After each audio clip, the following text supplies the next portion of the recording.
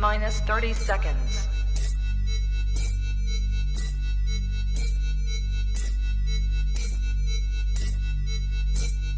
T-minus 20 seconds.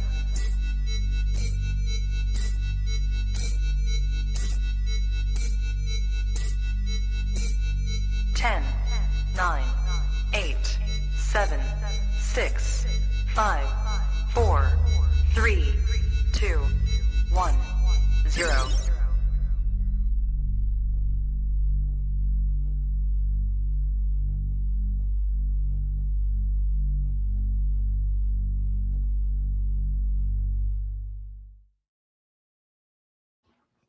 Good evening, everybody, and welcome back to another episode of Kush'S Korner here on the Trap Talk Reptile Network, the coolest reptile network in the world. Tonight is just a solo episode, but a little bit of a different feel tonight. I'll be doing a bit of an overview of the scrub python complex, kind of going over all the species, locality types, some of the misnomers, some of the things we still don't know. But kind of the goal of this episode is to provide a bit of a kind of like a starter guide, so to speak, for newer keepers or people who are interested in scrub pythons, or even people who have been keeping them for a while who are still a little bit confused on all the species and locality types. This is kind of like my culmination of 7 to 8 years of researching these animals and kind of what I feel like I've gotten a grasp on at this point. So we'll be getting into all of that very soon. But as always, before we get into that, USARC. So USARC is the organization here in the US that is fighting for our rights to keep our reptiles, to run our reptile businesses, and to live this lifestyle that we all enjoy so much. Check out usarc.org for all of the relevant information you need to know about the organization. And if you are not already a member, please look into becoming a member of USARC. As a community, we have strength in numbers, and the more people that are behind the cause, the better. Tonight, we are brought to you by Blake's Exotic Feeders. If you are here in the US and you're looking for quail to feed to your reptiles, I highly recommend you checking out Blake's Exotic Feeders. They hand raise everything at their facility in Florida, so you know you are getting a high quality product from a good US based source, which is very important, especially these days. So once again, for all of your feeder quail needs, check out Blake's Exotic Feeders. We're also brought to you by Brian Susan of SUNDOWN Reptiles, one of the leaders in the fields of tree monitors, rare geckos, abronia, and more. Brian also has some of the nicest green tree pythons in the country as well. Really somebody who I think we should all look up to as someone who is doing it right these days as far as being a professional in this industry, one of my personal favorite breeders out there. And last but most certainly not least, we are brought to you by the Reptile Super Show. And we're right up to it. Just a couple of weeks away, January 11th and 12th, the Pomona Convention Center, Pomona, California, is the Reptile Super Show, one of, if not the largest reptile show of the year, with hundreds upon hundreds of the best vendors in the game. What I love about the Reptile Super Show in particular is that there is always a pretty large diversity of species. It's not your typical ball pythons and crested gecko show, even though both of those species are going to be more than well represented. But really, the best part of the Reptile Super Show is all of the people, some of the best people in the hobby. A lot of the West Coast folks who are, I'll just say it, generally a lot more chill than maybe some of your East Coast, Midwest type people. So if you're looking for one of the best reptile shows in the country and truly in the entire world, I would highly recommend checking out the Reptile Super Show. It is coming up very shortly. I will be there. I'll be vending with MJ at the Trap Exotics booth. And if you're there, you see us, please stop by, say hi. We would love to see you. All right, here we are. It is Wednesday night after a week off for the holidays. Hopefully everybody had a great holiday all around the world.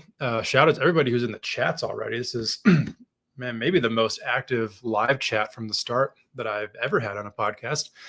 That's pretty cool. Hopefully that means that the week off did the trick. But yeah, just excited about this topic.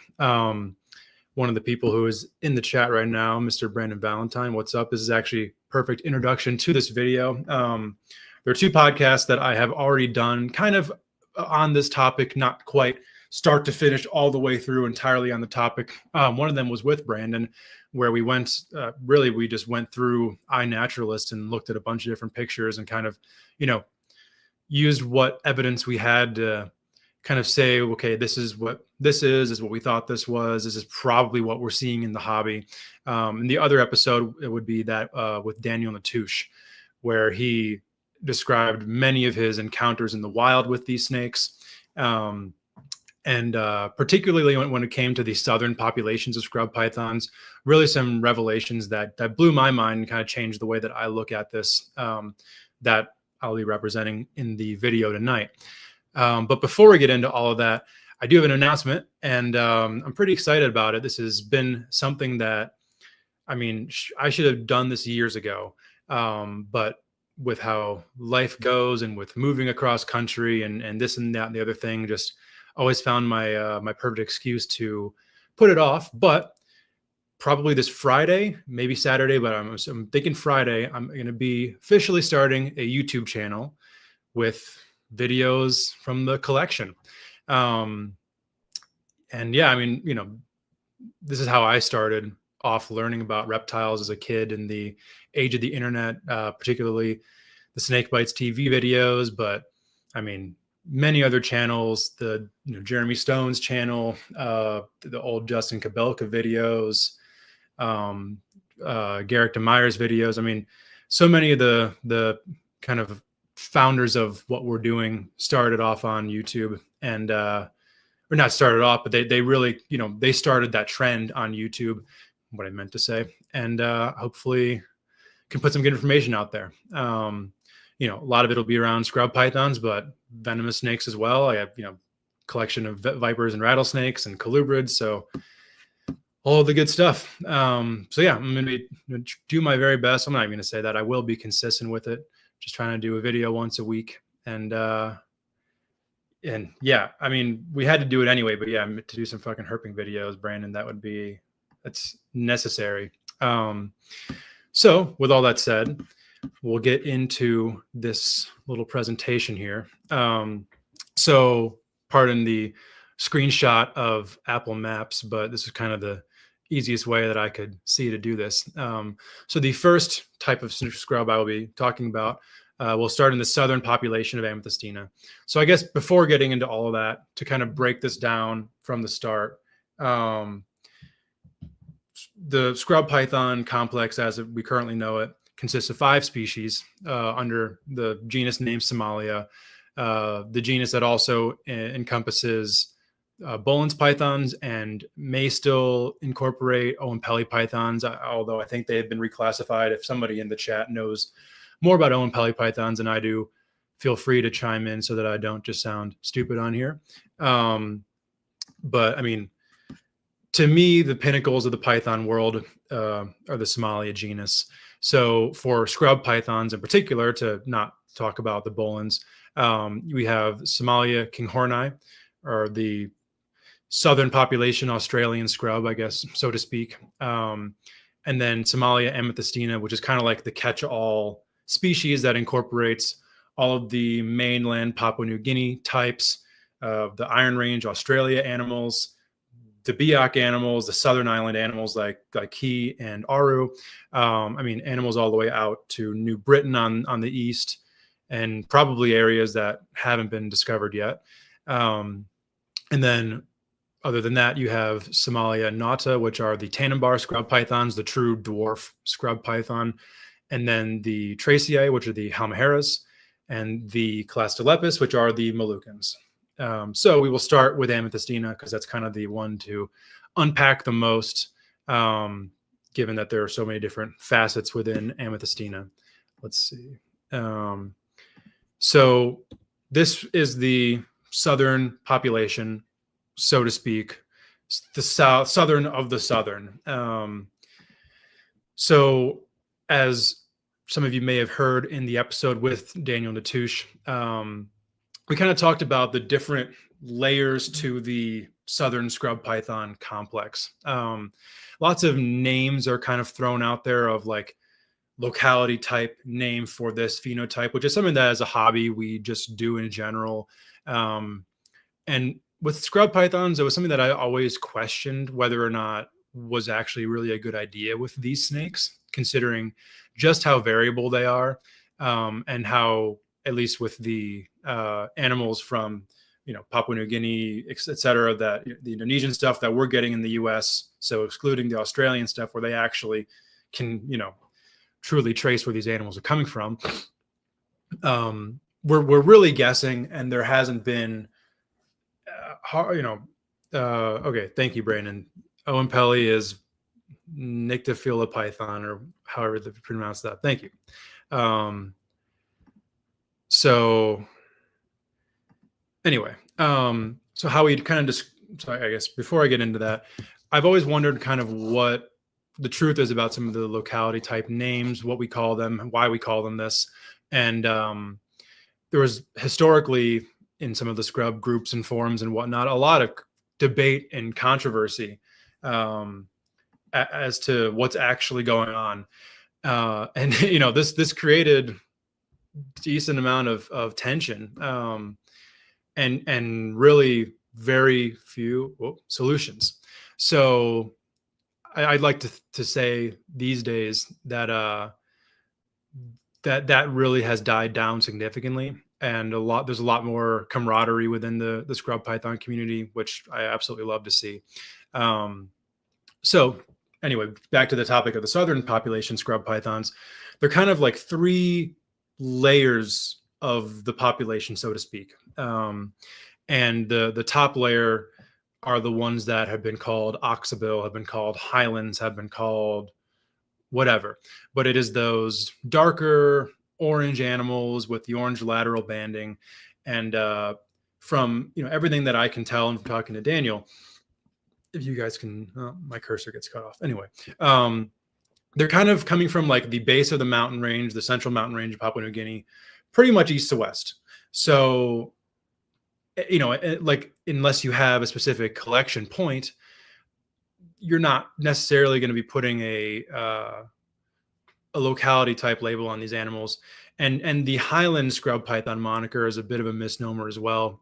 These snakes really don't come from super high elevation.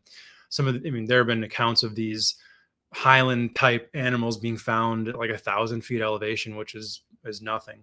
But nonetheless, you kind of have to call them something to separate them out one way or another.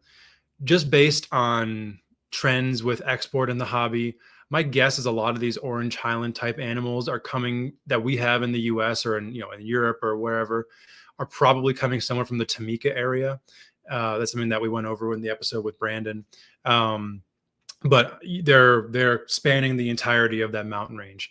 And then there's the middle section, kind of, if you look at the map I have up now, the red outline is the southernmost population that goes down into Iron Range in Australia. In between the base of the mountain and that southern population is kind of the middle area, what in the US hobby we'd probably call like a Tanimbar type scrub python, that has some characteristics of both the savanna phase, so to speak, Maruki southerns and down into Iron Range southerns, and then some of the mountain basin jungle type southern scrub pythons as well. But to start off, these are the Maruki type southern scrub pythons, to put a name to it, in the US. And these are animals that are coming from a habitat that's much more dry vegetation, more arid, and therefore supports coloration like this, kind of a gradient of tan and brown, so to speak, within these Maruki types. And one of the biggest things, before I get into it, that Daniel had described on the episode that kind of distinguishes these populations from each other is the presence of patternless animals. So based on our conversation, he said that he's never seen patternless animals in this population or in Australia, but then in that middle population, the Tanimbar southern, so to speak, patternless are all over the place. They're imported constantly, found in the wild, almost with the regularity it seems that the patterned animals are. So if you see a patternless Maruki scrub python for sale, that seller does not know what they have. But to be fair, this information really hasn't been out there, and we've kind of are just going off of what has been said historically. But as far as I'm concerned, there's no such thing as or there might be such thing, but it's not a common occurrence of a patternless Maruki. And I don't think that we have had enough information to be able to say if one of those has ever existed. Here's another example. Most of these pictures are from my collection, but when there are pictures that are not, I will definitely credit the source, whether that be an actual person I talked to or just a picture off of iNaturalist. So this right here is kind of that same example. Really light coloration overall, kind of that limited color palette as far as brown and tan goes, a total absence of any orange lateral bars, etc. Oftentimes, the Maruki type animals will, and even the Tanimbar southern types, will have a decent amount of striping in different parts of the body, kind of a changing pattern. Really underrated snakes, honestly. Their color palette is a bit limited, but their pattern potential is absolutely endless. Here's another male, and like I just said, decent amount of striping on the neck, more limited color palette, nothing really going on the near the ventral as far as different unique pattern goes. Again, to show the pattern difference, this animal right here has a bunch of striping going on, some aberrancies on its sides, pretty bald up near the first part of the body. Really unique look. Again, limited on the color palette, no neck pattern whatsoever. And then here we get into the Iron Range Southerns. So these are all pictures that Scott from Nature for You sent me. We showed him on a previous episode as well. And, you can see the similarities and you can see the differences. You can see how in this population, at least to me, I don't know a whole lot about these animals. And frankly, I didn't even know that Amphicena ranged into Australia until this year. So this is still something that I'm, pretty unfamiliar with. But from my understanding, at least, morphologically speaking, these animals are much more similar to the Papuan animals than the kinghorni that are further south down the coast of Queensland. And you can kind of see how it's a bit of a phenotypic mix of the two. It's a nice close-up shot of one. And then once again, this animal to me honestly resembles a bit of like an Aru scrub python. And then to go on to some pictures of some kinghorni, anyone who's watching can see the differences. If we go back to an animal like this, and then an animal like that in the middle, animals like this further down south. Just a pattern shift and a color shift. And then obviously these are the animals the populations where you get the monster animals, the 15, 16, 17 foot individuals, which, that I always say like an amethystina that's over 12 feet long is like meeting like a 7 foot tall person. Like, yeah, do they exist? Sure. But like, are there many of them? Absolutely not. But when it comes to kinghorni, that definitely is not a rare occurrence by any means. From my understanding, the real monsters of kinghorni are not quite as common as some might want you to think they are, but that's definitely where they are coming from. Here's another juvenile, nice and stretched out. These are pictures from iNaturalist. So, and then this right here, this map kind of is describing what I just spoke about earlier of that middle zone of the southern scrub pythons, what we would call the Tanimbar type southern, so to speak. Tanimbar itself is kind of west of the middle of that kind of range right there. So, and the reason why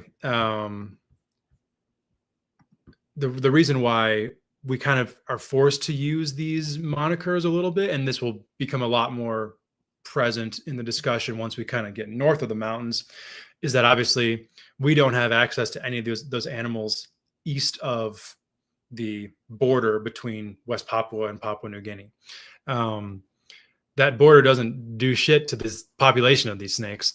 Their range existed far before those borders ever did. So to call type animal when that same phenotype exists hundreds of miles to the east, thousands, it just, to me, it seems a bit, I guess, kind of minimizing what these animals are, and kind of a bit what's the word I'm looking for? I don't know what I'm looking for. I've officially hit rambling stage. But anyway, so this animal right here to me is kind of like the low end expression example of what we're talking about. So darker than a Maruki type, a little bit more depth of coloration, but nothing quite orange like the Highland type animals. But you know, the dark color is a lot darker. The light color is in contrast a lot lighter. And there's just a lot more going on with these snakes. And then this right here, obviously, is a patternless animal. So what was previously referred to as patternless Maruki, to me, I would say, if I'm just putting a label on it these days, just for a term that we can kind of all agree as at least semi-correct, would be patternless Tanimbar. The moniker of middle range scrub python, southern middle range scrub python, doesn't seem to be catchy enough for what we would need. But these animals are totally patternless, no presence of those lateral bars at all. There are somewhat patternless Highland type animals, if we want to use that moniker, the kind of jungle mountain basin type. But I can't say that I've seen any that are really patternless like this individual. A little bit of pattern creeps in. You'll get a dorsal stripe. You'll get some lateral bars.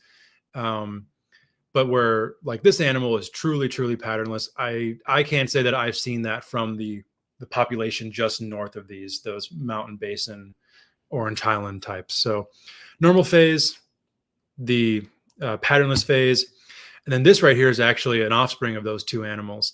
And I don't know what the heck to make of it. As Ryan Young had said on his episode here, and then kind of confirmed later on, and this breeding for me kind of confirmed that the patternless gene is in fact a recessive, as it is with many different reptiles. But this, to me, this jagged pattern, this really intricate, busy, there's some orange laterals in there. My guess, to put a word to it right now, would be that this is kind of the manifestation of the het patternless. Well, and here, Lisa, with some very important information. Yeah, I mean, if there are no scrub sightings anywhere near Maruki, then we've been doing this entirely wrong the entire time.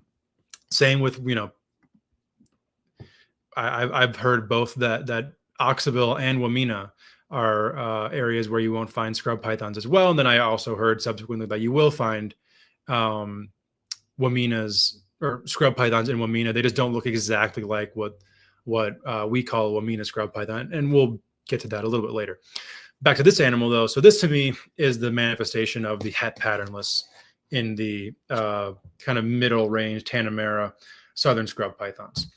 And this will only be proven over time. To me, if anything, from a captive breeding standpoint, I want to make really nice looking het patternless because that thing is freaking awesome. All right, Lisa, to just clarify, I said on iNaturalist, which we all know that iNaturalist it's a good resource. It's definitely not gospel, but unfortunately, sometimes with some species, with scrub pythons, it's kind of the best we have as far as an accessible resource goes online. So anyway, all of the siblings had this type of appearance, this strange pattern, resembled nothing of either parent, and it is probably the kind of like a visual het for the patternless. So that'll be interesting to kind of see over time where that goes. So now on to the orange Highland type population, so to speak. These animals span the entirety of the basin of the central mountain range on the south of the mountain. So this right here is kind of like a classic example of what you're talking about. This is actually a male that is just to my left right now. So that orange coloration, you can't really see it the way he's sitting, but the orange lateral bars are present. The more intricate pattern, the bit of like a purple tail coming in on a lot of them. I mean, to me, these snakes absolutely rival Class Telepus in every way you could look at it. They're spectacular. The color just absolutely pops. They're amazing. They're amazing in every way possible. And they're very super variable as well. This is another animal that I would kind of consider that same kind of orange Highlandy look. This one not quite as extreme as the last one I just showed you guys, but still very orange. A lot of similar pattern going on, and they're very faint.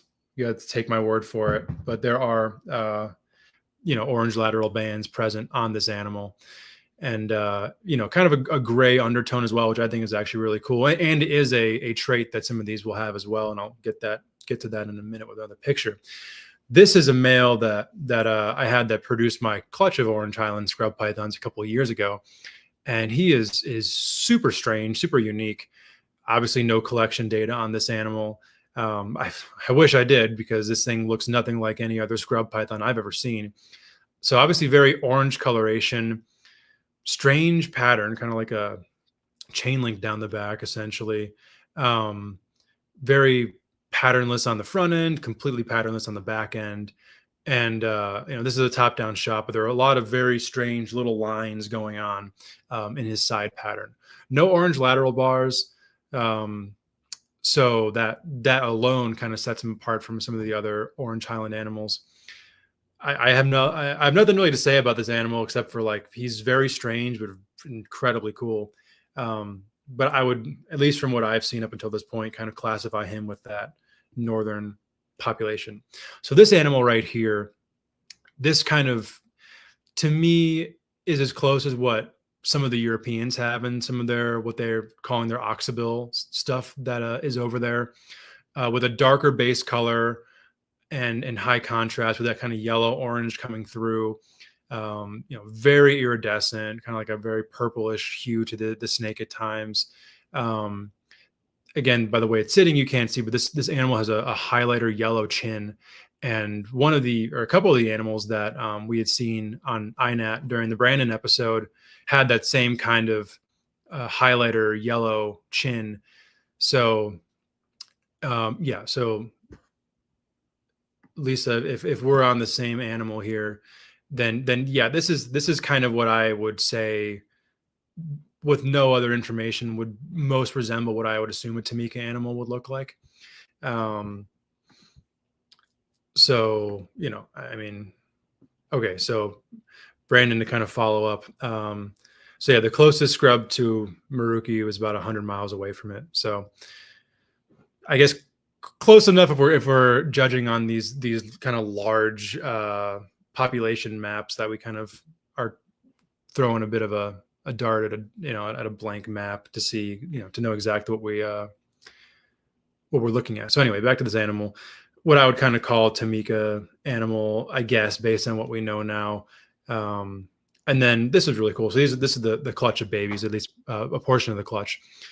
One thing that I found really interesting about them compared to the other scrub pythons I've hatched out is that they hatched out very orange compared to Barnecks, where or even the like the Tanimbar type Southerns that I hatched out this year, which were much more like a brick red coloration, where these were orange from the jump.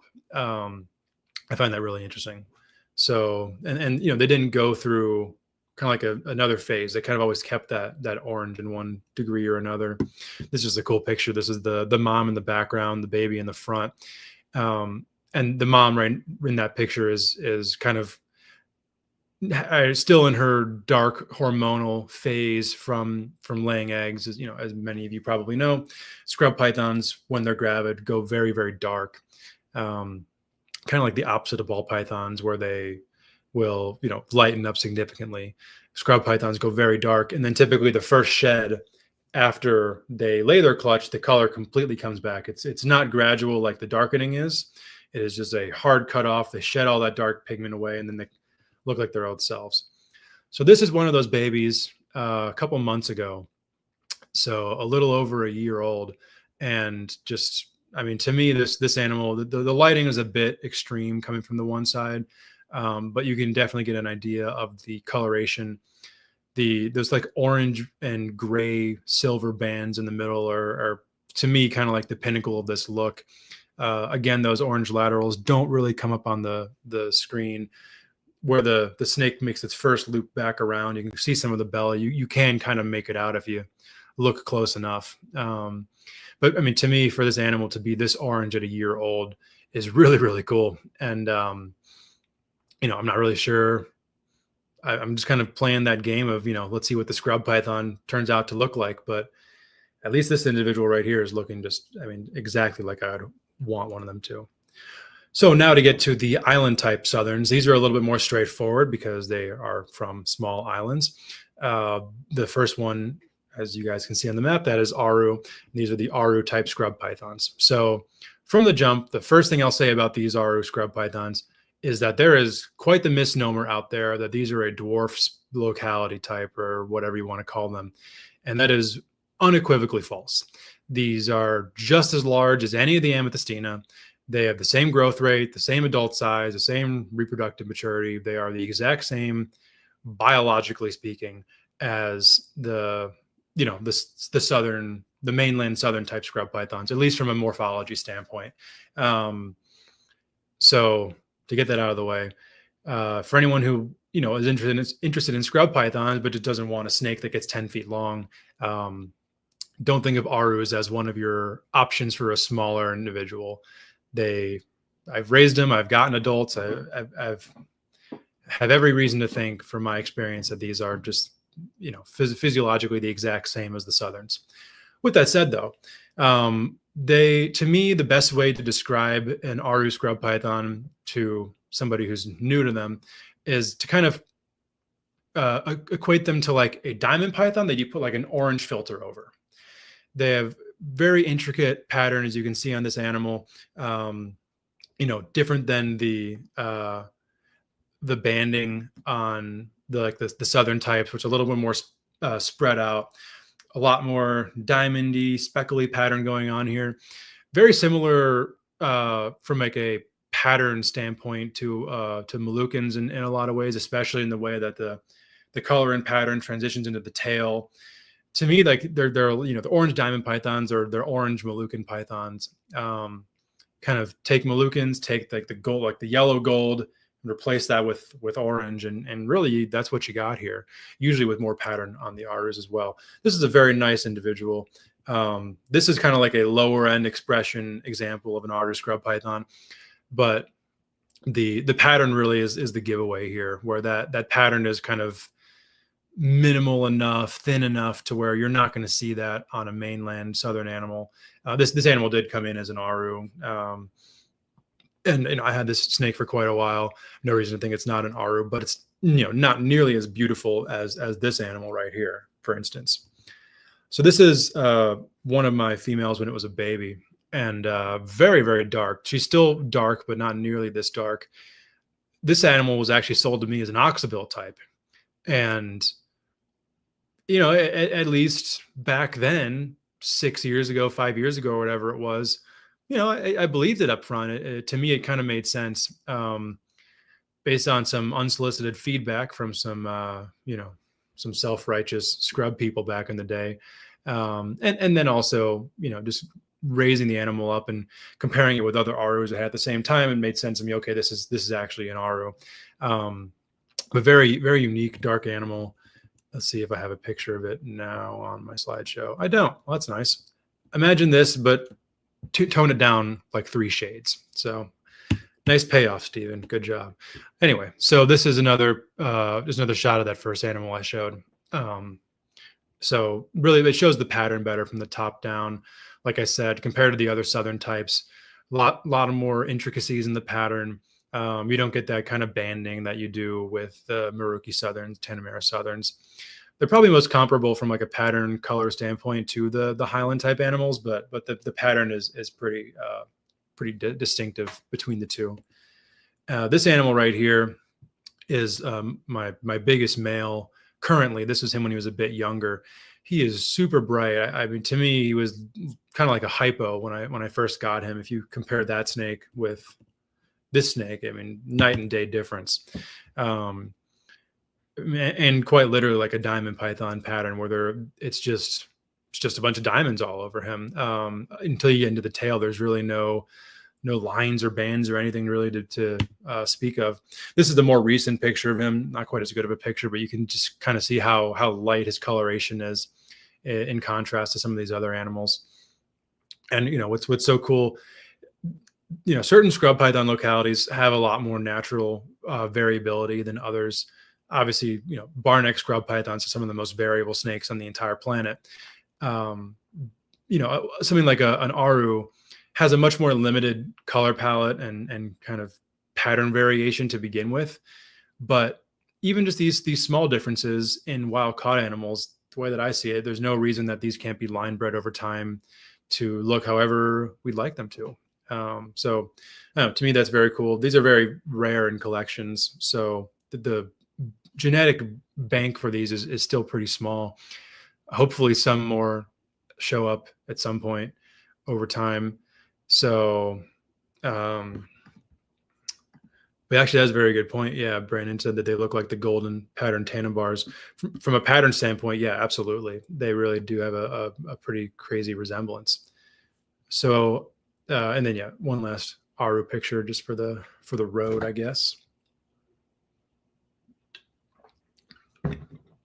Yeah. So, I mean, anybody who likes scrub pythons, you should, for one, know what Aru scrubs are.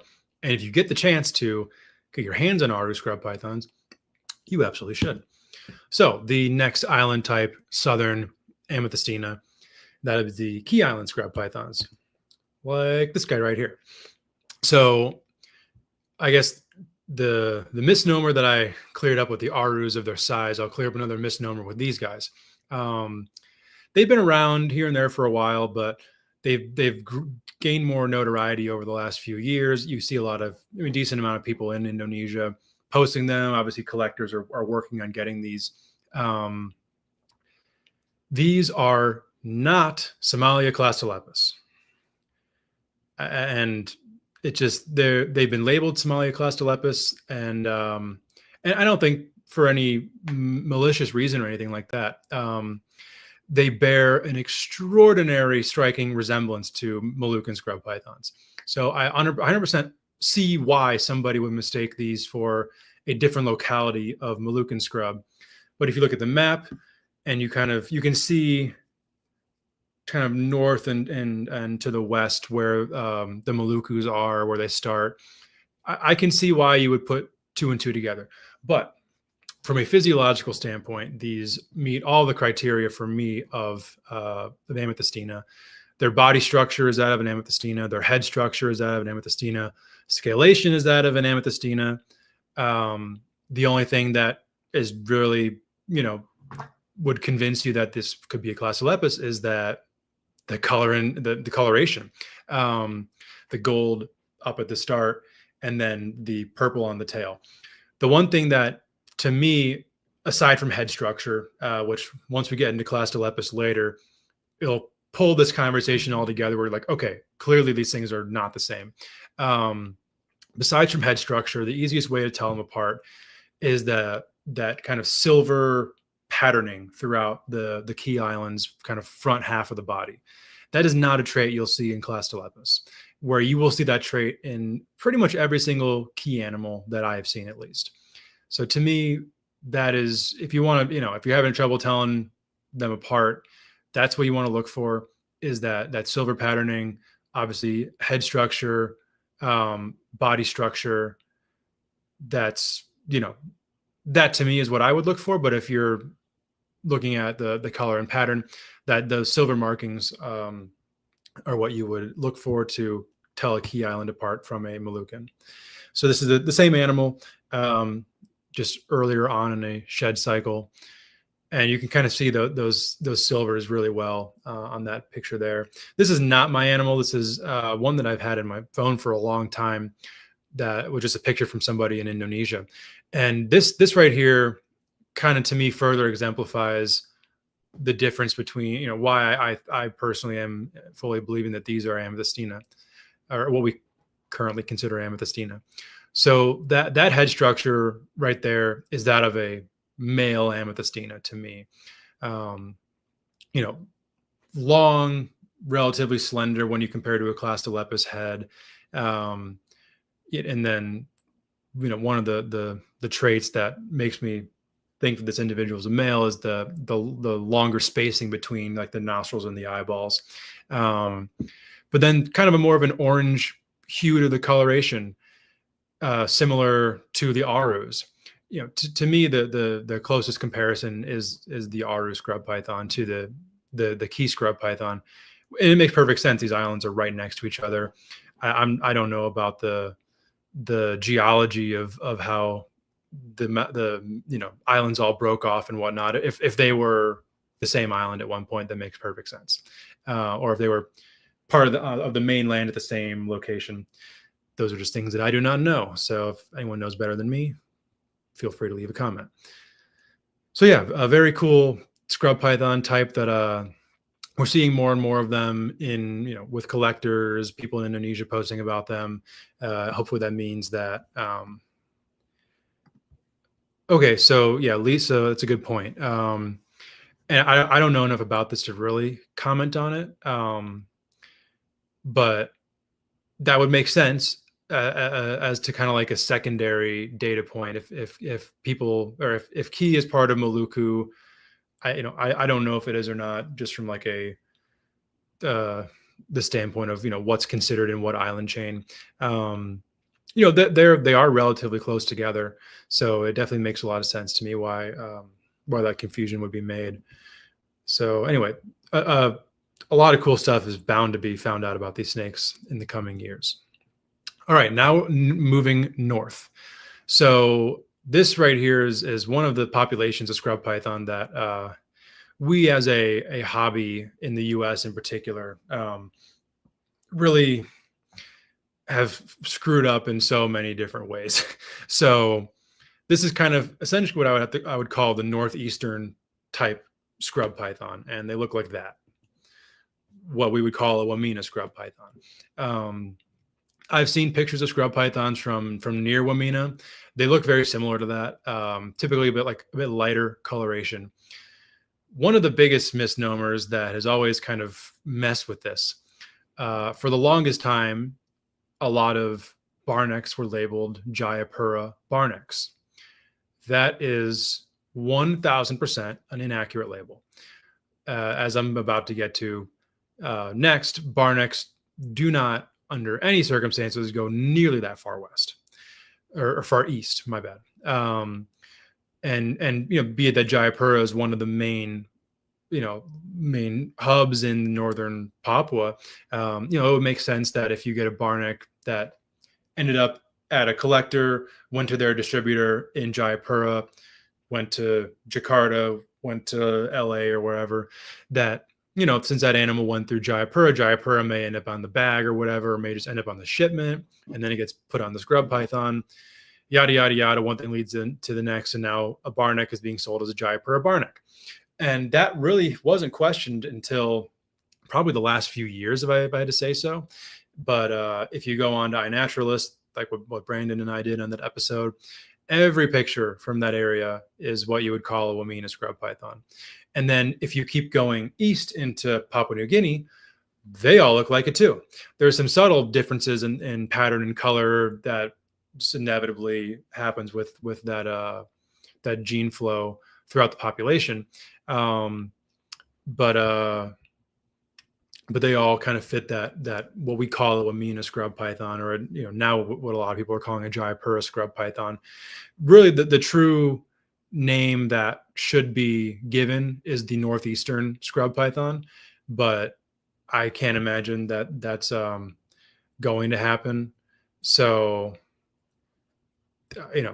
but with that said, Brandon makes a very good point here that one of the foolproof identifiers of the of this type of scrub python is the pale pink tongue. That's completely patternless. So you'll see this kind of a lot of scrub pythons are the tongue color and pattern is super variable. For the longest time, there was this very strange theory that a spotted tongue meant that was a Manokwari Barneck. And I'm like, Well, okay, that's very strange. I see spotted tongues on F2 captive bred non-locality animals. So, okay. So, that right there completely, throws that theory completely out of the conversation. But anyway, to the actual physical attributes of the animals, another one with a bit more limited of a color palette, where you're kind of getting that yellow to brown to black spectrum in these animals. Lots of pattern variation, though, a much kind of tighter, more pixelated pattern on these guys. So then, this one individual, this is my adult male. He's got a bit more orange to him than a lot of Wamenas do, which is definitely another coloration that you will see on them. Makes them pretty unique. And then that's a female, kind of fired up on the sides with that yellow coloration. Before we get too far, Scott, I'm if you want to throw some more information in the comments, I am actually very curious to hear about what you mean by that, because I have not heard those two taxa before. All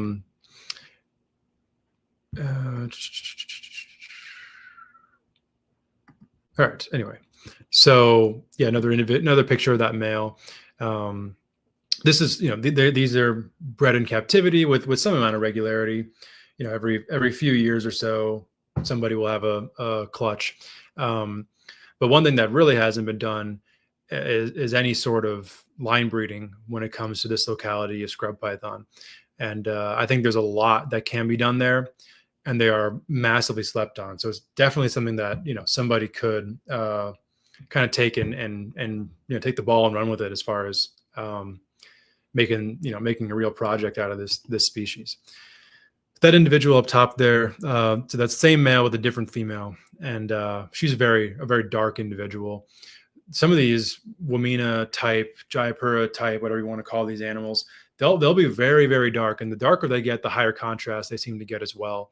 And the darker phenotype does seem to be a bit more uncommon as well.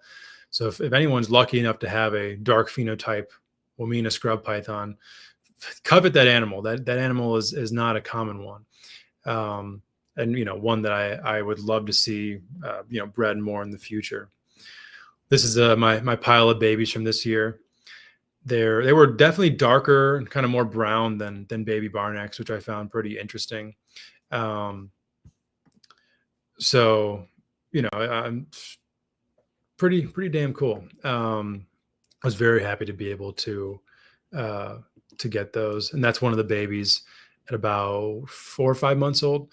So more rapid color change in these than I have seen in some of the other locality types, which is pretty cool. But then also they don't have as great of a transition to go through from their baby color to their adult color as, say, a Barneck or Tanimbar or something like that.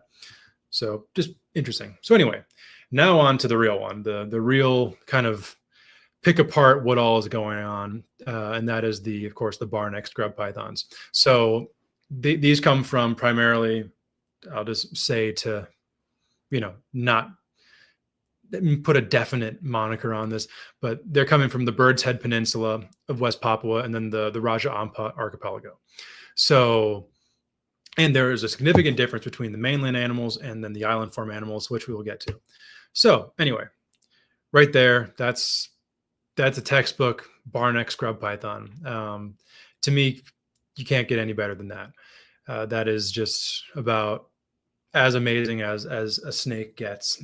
Obviously, the Barneck moniker comes from, that's actually the great picture to describe it. Those, at least 2, if not more, bars going down the neck, but the very, defined bars on the back, the base of the head. And then some amount of black patterning, banding throughout the body, disappearing into either a light or a dark tail, usually about the mid portion of the body of the animal. This is another one where there have been a lot of locality names given to these guys, whether it's Sarong, Manokwari, Jayapura, Arfak, whatever you want to call them. I'm personally of the belief that every phenotype exists everywhere within the mainland population. That it is based on one, just the insane amount of variability within these snakes, and within a relatively small range as well in the Bird's Head Peninsula, and then also seeing extraordinary variance within a single clutch. So there are two answers to why that would happen. Answer one would be, well, you just made a locality cross, and that threw the genetics kind of for a loop, and now you have this variable clutch.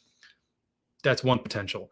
The other one, which I think is probably a little bit more likely, is that of, this is just what these animals are. They are phenotypically variable to an extreme measure, as you can see in some of the other pictures. So this animal right here is one that typically would have been called a maniquary type Barneck scrub python, typically distinguished by that pale tan to almost olive green coloration, and then a lighter reduced pattern throughout the body, where an animal like this would have been called a sarong type Barneck, with high contrast, dark banding. You can kind of see those like portholes on the side, a dark tail, where this animal has a very light tail. If you can see on the right side of your screen, as it transitions to the tail, it gets very dark on this animal. But yeah, so those were kind of sarong and maniquary are the two that are the main locality type names that you can give some validity to, because more than likely most of the Barnecks that we see in captivity have come from either of those two areas, kind of sarong on the west and maniquary on the east. The Jayapura label was kind of given to a phenotype. Honestly, it was a bit of like kind of directly in the middle of some pattern, but not heavy like a sarong, and a coloration that's kind of in between the two. So as we discussed with the previous type, Jayapura Barnecks are not a thing. So that kind of eliminates that part of the conversation. This is another animal that would also kind of be considered more on the maniquary side of the equation. I just like to use reduced patterned, heavy pattern, just descriptive words as to what the snake actually looks like, followed by Barneck, as opposed to slapping on a hypothetical locality type label with absolutely no validity behind it whatsoever. I just think it's better for the longevity of the hobby in general, and it keeps us honest, because we really don't know. We really don't know. I mean, for instance, this animal right here is the dad of that animal. Do you believe me? Well, I saw them breed, and I saw that thing crawl out of the egg, and I was like, that shouldn't be there. And then dad, baby, sibling. Totally jagged, irregular, reduced pattern. This photo, it has a very kind of green tint to it for whatever reason. This animal doesn't look kind of green like that, but light coloration. This animal to me was like, when I saw this one hatch, that's the animal that really made me question everything. It was like, why is this snake here? It looks nothing like any of its siblings, looks nothing like either parent. And frankly, if this animal was on an import list in 2017, 2018, it would have been labeled a Kofiau, which is an island type far west of the Bird's Head Peninsula. So again, this is why I don't like to throw those labels around. This right here, this is what a lot of people kind of think of when they think of like the quintessential Barneck. This is a Prada line Barneck scrub python, one of my adults, and just, I mean, nothing needs to be said about an animal like that. The dark contrast, the light banding, the portholes, the dark tail, the kind of like the like bleeding ink look on the head, where it's like you drew the lines on the head scalation, with too thick of a pen, and then the ink just kind of seeped through the lines a bit. That's just, You can't beat that. The zigzag pattern on the neck, just everything about the animal to me is just perfect. This is kind of like a similar animal on the other end of the spectrum. And a girl who is a new mom as of 2024 to some of the most amazing babies I've ever seen, but high contrast, heavy pattern, but kind of the opposite end of the color spectrum, and to where you get that light tail as well. For a while, I almost was considering whether or not the locality type difference wasn't actually in the pattern of the upper body, but that of the tail, whether it was like light tail population versus dark tail population. I don't know. I think it's also just part of their natural variability.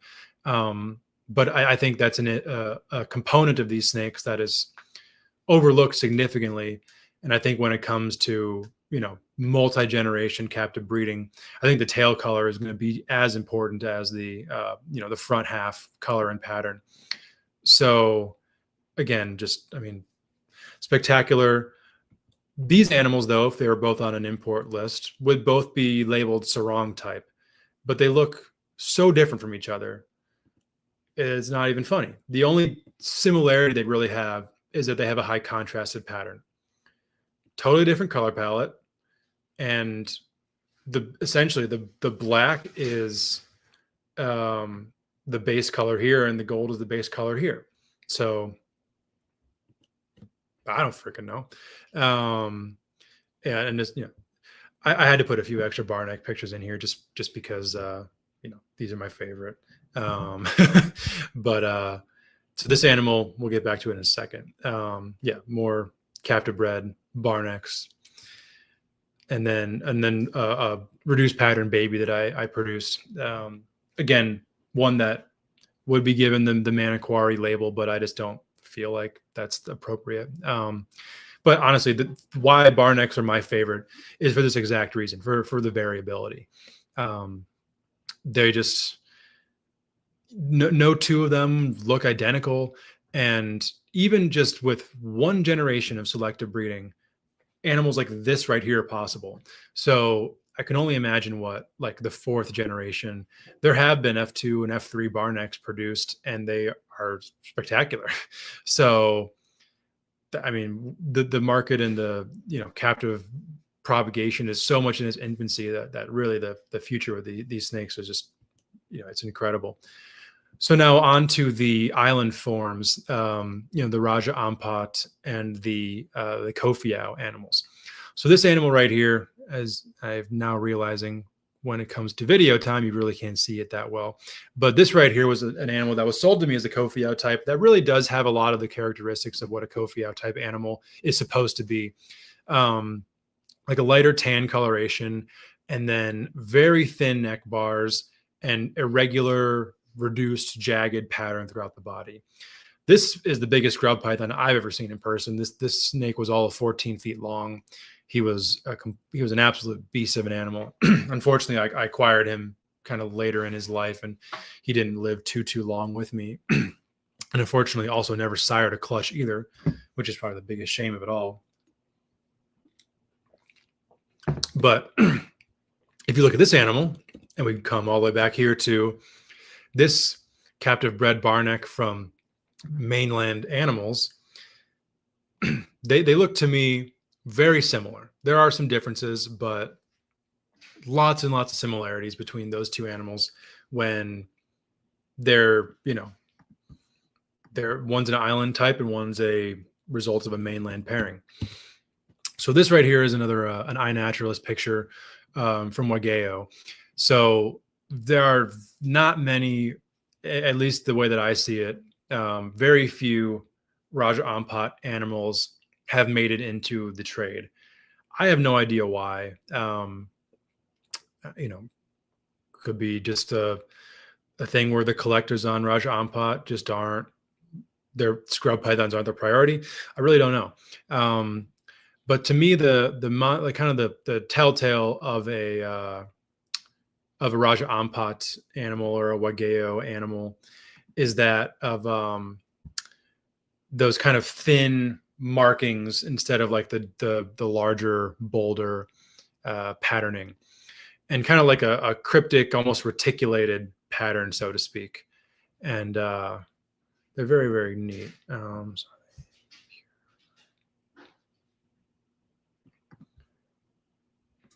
Yeah, so Scott, if you're referring to some of these Barnecks, that's the real question. You know, I don't know if there's any sort of like, if there would ever be able to be like just some sort of genetic testing or something that can be done to try to figure it out. Because I'd like to know, but yeah, I mean, could these crazy ones just be the result of you know, of crosses? Absolutely. So if you have any more insight on that, I'd love to hear it. But yeah, I guess it's part of the fun. So this is another iNaturalist picture, and this is one that it's not the greatest picture, but I think really shows the difference between the Raja Ampat animals and the mainland animals.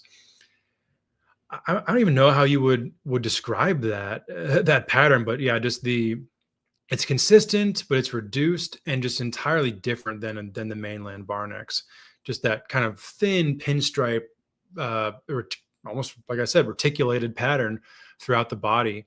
That large side patterning, the really pale coloration as well. Just a very, very strange, in the best way possible, very strange snake. I'd love to be able to get my hands on some Raja Ampat Barnecks one day, but who knows? Who knows if that'll ever be a possibility. All right, so we are near the midway point of the episode. A new thing on here. We got some little commercial break. Sorry, everybody, but here we go. Run the commercial. Sorry for the interruption, folks, but a quick word from our sponsors. One of the biggest growths we have in the reptile industry today are the rare species of reptiles that aren't worked with. That's right. That's why I went ahead and partnered up again with Brian Susan over at SUNDOWN Reptiles. Brian works with species such as Kofiau geckos, gargoyle geckos, all species of tree monitors. He works with Abronia and many other cool species geckos that you can check out all on his website. Head over to sundownreptiles.com, see what he has available. Brian's one of the best doing it in the reptile industry today. He's been on the show multiple times, so make sure you check out all of Brian Susan's episodes on Trap Talk Reptile Network. But more importantly, for the highest quality of captive bred reptiles, make sure you head over to sundownreptiles.com and make sure you give him a follow on Instagram. Thank you again, Brian Susan over at Sundown Reptiles. Diversity when it comes to a reptile diet, I feel like, is so important. So this is why I'm proud to announce today's sponsor, Blake Exotic Feeders over in Florida. If you want the #1 quail sent to your doorstep and more importantly fed to your reptile, no better company than to go to than Blake Exotic Feeders. Blake can get anywhere from day 1 quail all the way up to extra large quail sent to your doorstep. #1 quality in quail, hands down. And I gotta tell you, my reptiles love it just as much. It'll give me a peace of mind to know that these quail are grown on his property and it's not bought third party. Head over to his website, Blake Exotic Animal Ranch, to place your order, or you could just hit him up directly on Instagram. His name's Blake, real nice guy. Follow his Instagram, Blake Exotic Feeders. Let him know that the Trap sent you and he'll take extra good care of you. Thank you so much, Blake, for supporting the Trap, and also thank you so much for sending me top quality homegrown quail for my animals. All right, welcome back, everybody. Sorry for the commercial break. Gave me some time to catch up on some of these comments here and all of the discussion of the speciation of the, of scrub pythons is very interesting. Scott, I missed this comment. I don't know. I won't know which animals you're referring to. But I mean, most of these are ones that are in my collection, and primarily a lot of these are wild caught as well. And then, yeah, Lisa. So, yeah, I think I have no reason to think that the Raja Ampat animals don't get the same size as the mainland ones. Brian Susan was over there with Chris Applin a couple months ago, and they were in Raja Ampat, and they found a huge Barneck. It was, I mean, that thing had to be 12 to 13 feet long. So yeah, definitely no island dwarfism going on with those guys whatsoever. If anything, it might be the opposite with the Kofiau animals, if they do in fact get larger, which is another rumor that I don't know if I quite believe, but would be interesting if there was a bit of like island giganticism with the Barnecks. So another thing that we might find out eventually.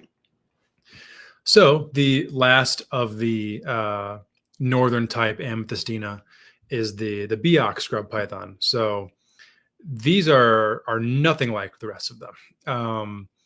To me, the main line that connects all of these together, all these Amethystina locality types, is the fact that they're physiologically, they're really the same snake. They behave the same. Their structure is the same.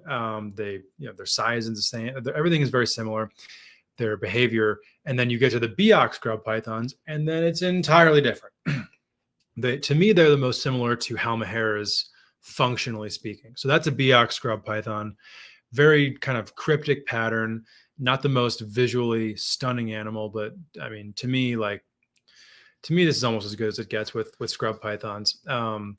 Really limited on the color palette standpoint, really just kind of different shades of brown, but I'm not complaining. Kind of brown. This one has some, decent amount of like kind of silverish coloration. And this is a young individual. They do seem sometimes to have a bit of like a brighter phase when they're younger. I've only had a small handful of younger imported animals. But like that individual right there is very bright, heavy patterned, kind of same thing with that animal. You can see the same thing there. The strange thing about these Biak scrub pythons is, in my experience, and then the experience of a few other people I know, they do seem to be the absolute hardest scrub to establish in captivity.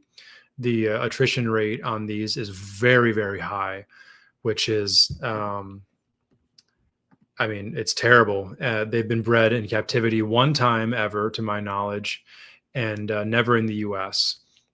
There are very few of these that are in collections currently.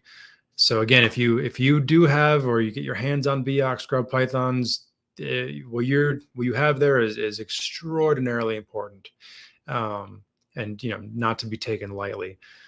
These animals they're few and far in between, and for every 10 that make it over here, maybe 1 or 2 survive. That would be my estimation, which is very strange considering that Biak green tree pythons are known to be the hardiest, and that's not a huge island. So what the hell is the difference between the establishment, success and failure of Biak green trees and Biak scrub pythons?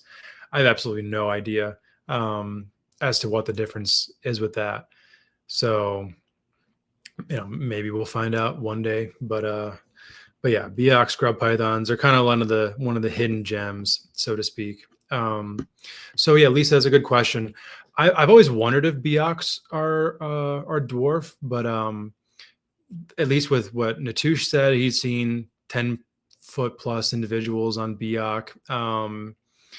I've never seen one in captivity over about 7.5 feet long myself. I kind of have always equated them to, the similar kind of size range of Halmaheras. There are 10-foot plus Halmaheras. Those just often are very old animals and don't seem to happen all that frequently. And Tim, that's actually a wonderful question. I guess at the same moment, Scott answered as well. So yeah, no further than Obi Island. That makes sense. And Scott, if you know this, have you seen Obi Island scrub pythons? Just looking at maps and stuff like that, knowing that, we get all these other species from Obi Island as well. Just from a geography standpoint, I'd have no reason to think that scrub pythons wouldn't come from there. I've never seen or heard of an account of one. So yeah, back to Lisa's question. I really don't know. I mean, at least if I'm speaking on my experience, I would wonder if they are a bit of a dwarf type. But based on what I've heard from people who know more than I do, they're not. So I don't know. Time will tell. It'd be cool if they were. It'd be fucking awesome if they were. So Biak scrub pythons, kind of the unsung hero of the scrub pythons. And now we're getting outside of Amethystina, and Tanimbar is circled there on your screen. So this is Somalia nata, and this is the actual dwarf scrub python. So I mean, 7 feet is a big individual. The largest individual I've ever seen was about 9.5 feet long, but that snake was also 20 years old. One thing that people don't understand about these scrub pythons is that they grow for a really long time. And almost, to me, I feel like disproportionate to some other snake species, where they do most of their growing in the first 6 years of life. But I mean, they continue to grow well into their teen years. And so Tanimbars, yeah, they're the kind of dwarf type. To me, they don't really act like a scrub python, at least in my relatively limited experience with them. To me, they kind of have more of a white lip python demeanor, where they don't have quite the level of confidence that some of the other scrub pythons will. They're a little bit more keen to run on you, where, a lot of like the Amethystina, Clastolepis, they're more stand their ground kind of snakes. So, we're working with wild caught animals, at least I am. They've been bred in captivity a number of times.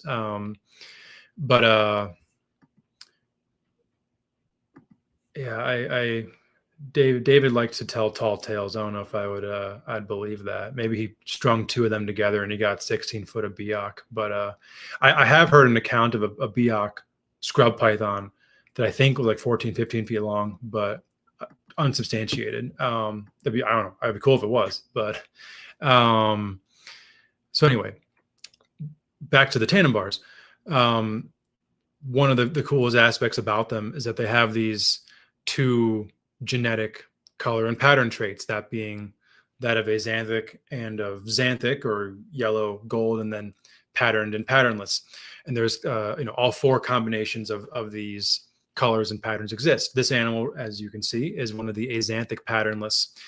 If you're coming from another sector of the python hobby, an axanthic patternless would sound like the cool double recessive, the one you want. And it is from at least what Ryan Young said, and other people who I trust greatly, that the double recessive, incarnation is the patternless axanthic. But from at least what we see from the import side of things, that is the most common phenotype that is existing out there in the wild. And which kind of is unfortunate, because to me, these are the least exciting visually of the 4. So this is the xanthic patternless. This is one of my females, the wild caught as well. All my Tanimbars are wild caught. I'm personally more of a fan of that yellow coloration. So, has the heterozygous form of the color mutation, and then the homozygous form of the pattern mutation.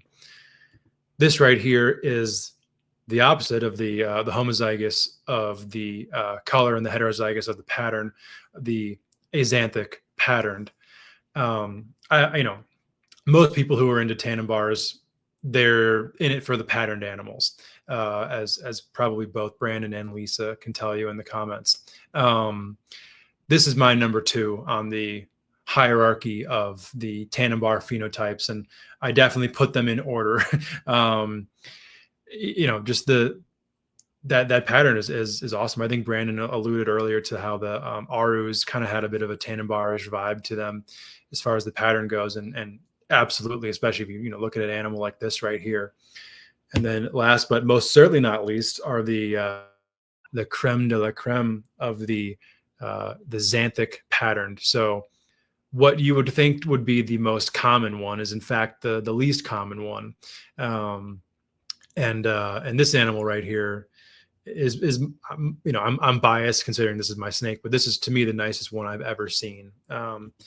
This is the animal the day that I got it, and it was just, it was glowing. It literally, again, it was to me comparable to a Clastolepis, kind of like an orange based Clastolepis. So, just absolutely stunning. But yeah, this animal, he's just about 6 feet long or so, and he's really been that size the entire time I've had him. I really have no reason to think he's going to get too much larger than this, because as I fed him up when he was, freshly imported and tried to get him established, he really just filled out. He never lengthened at all. And I was like, okay, you've reached where you are probably going to reach. So if you look at that snake right there in my hand, that's a very, very manageable snake. That's, smaller than an adult carpet python, or about the size of an adult carpet python. So for anybody who is into scrubs but can't handle the 10-foot snake, this is a perfect constellation. Not only is it as beautiful with many of the same attributes of Amethystina, Clastolepis, etc., but in a much more manageable kind of carpet python size package. A little water break after an hour 15 of rambling about scrub pythons. So next is one that is very near and dear to my heart, and that is Somalia traceae, the Halmahera scrub python. So this is the first one or part of the first group that I acquired, and since then, this animal actually is with Shane Adamson and sired, I think, one, maybe two of his clutches. So this animal definitely went to very good use, and was kind of part of the start of it for me. So this right here is a young Halmahera that I used to have, and what is very interesting about the Halmaheras, and this will actually tie back into the Biak conversation as well, and how I've always thought they were similar. They are not born with, with that red, orange, whatever coloration that, Amethystina, Kinghorni, Clastolepis, Nauta all have. They're not born with full adult coloration, which a lot of people will say. Raphael Dahl had a little discussion on Facebook recently when he one of his that he posted, and he made a good point that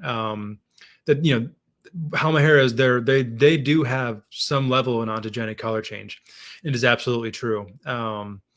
It's much more subtle, obviously, than the rest of the scrub pythons, but they're, if anything, I'll say very confidently, they're born with their adult pattern, which you cannot say about those other types of scrub pythons. What Lisa said, the red eyes is an absolutely incredible trait that they have. And to tie back into the Biaks, the only other scrub python that is born with that adult coloration, for lack of a better term, are the Biaks. Coincidence? Maybe. Geographically, it makes no sense, considering where, if we go back to the map, where Halmahera is circled there, and then Biak east of the Bird's Head Peninsula. But again, who knows? I'm not an evolutionary biologist, so I'm not sure exactly how that works. These snakes, I feel like historically have been kind of seen as like the brown, kind of dirty looking scrub python. And that is just entirely not the case.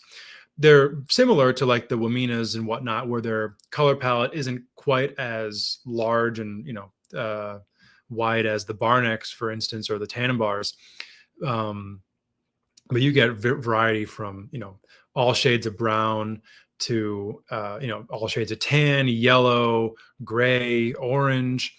They're all present within these snakes. And from what I've seen in captive bred animals, they only get better, and they get better fast. Some of the ones that Shane Adamson will post up from time to time, I mean, they almost hurt your eyes to look at them, how bright they are.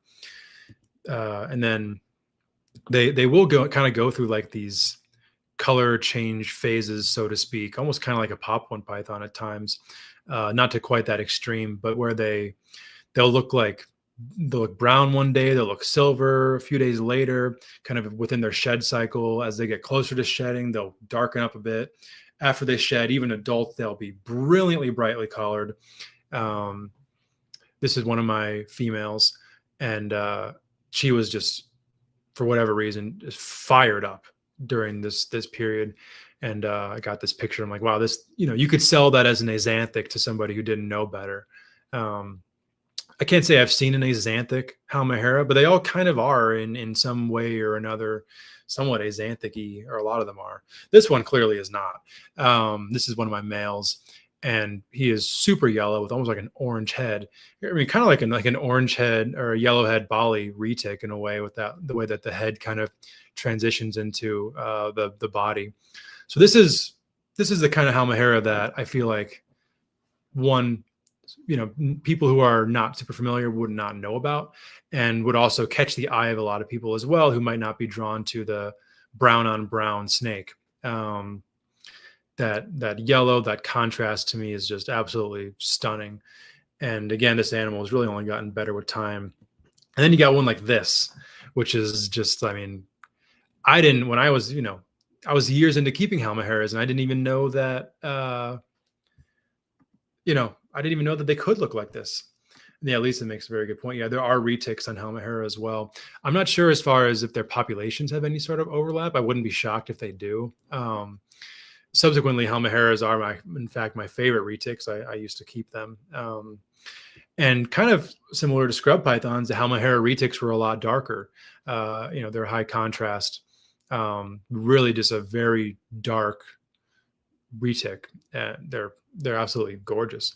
So an animal like this to me is one that really unlocks the potential for, the popularity of these snakes in captivity. I mean, if you're a python fan, you can't look at that snake and be just absolutely floored. I mean, you're not really a python fan.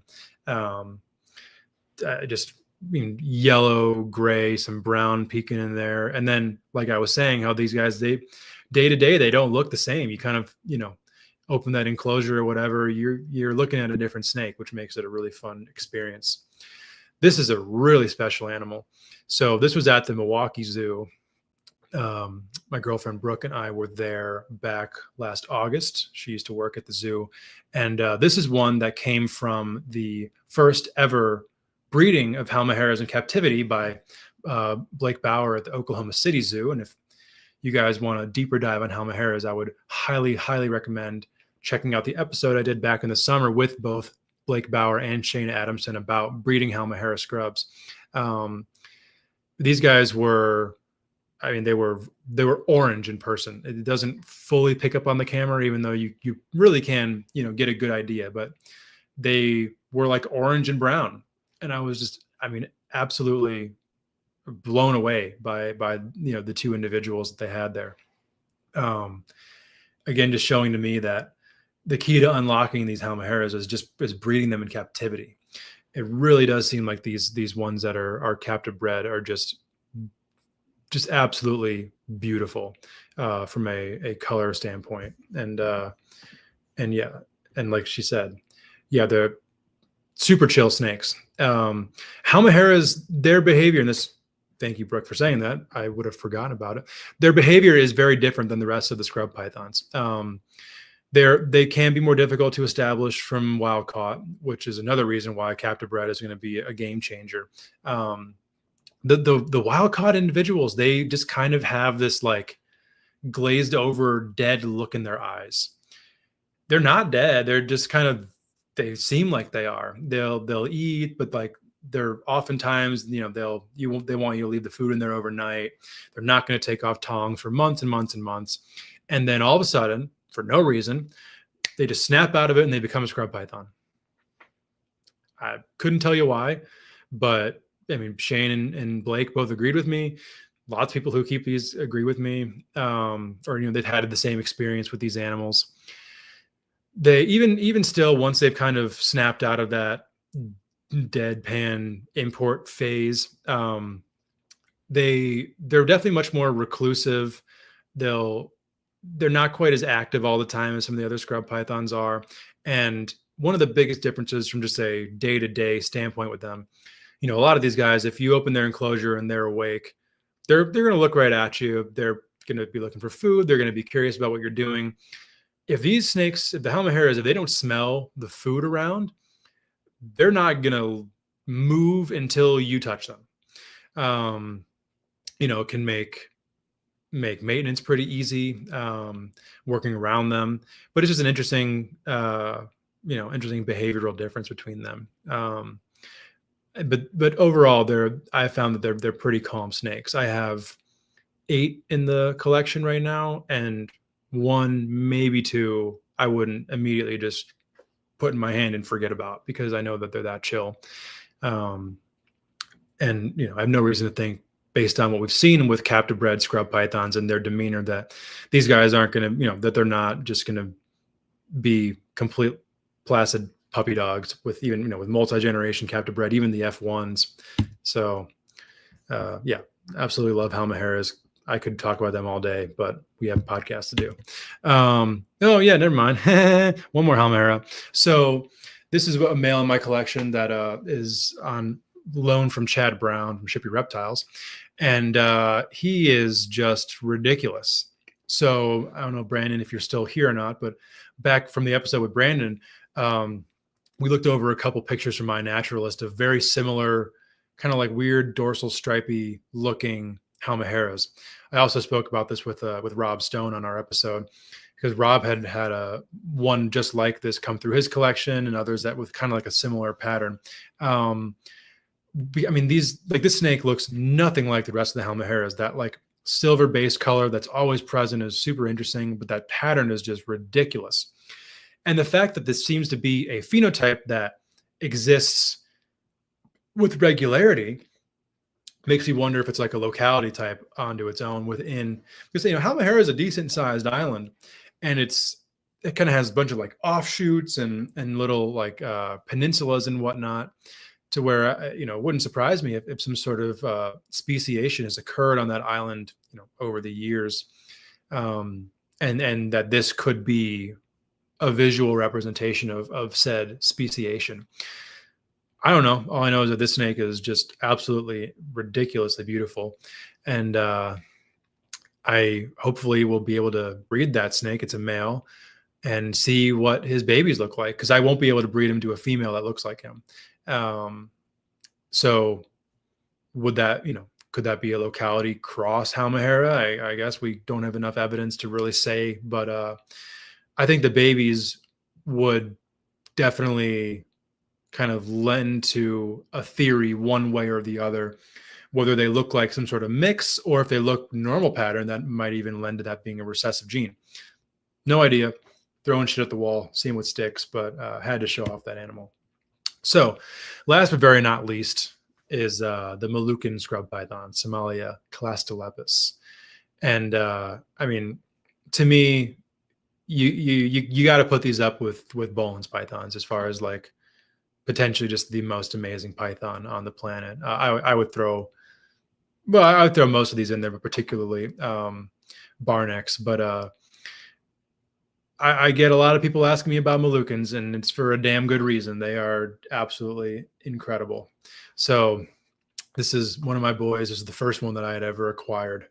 And I've had this snake for a little over 6 years now, and he is just ridiculous. So, I mean, what can you say that hasn't been said about that gold coloration? A gold and purple python, that's the Lakers colors python. They're amazing. I guess, yeah, before we go too far, to get to Scott's question, it's hard to say, Scott. I've wondered if they are, but the thing that kind of makes me question it is how much they change color. Where like an animal like this right here, I mean, like today, it's in the cage right behind me, and it looks nothing like this. It's completely brown, but it might look like that in the summer. Like, it'd be interesting to see. I think the real answer would probably come from breeding a snake like that to a snake like that and seeing what the offspring looks like. But yeah, I don't know. The eyes don't seem to be different though. And then oftentimes I feel like with axanthic forms, you'll see like silver eyes, where these kind of silver look, at least the ones that I've seen, and I have a pretty limited sample size to work off of, maybe 15 animals ever. I've never, I can't say never. I've seen a couple pictures. I've never seen in person a Halmahera with silver eyes. So that'll be, I guess, something just to look for over time.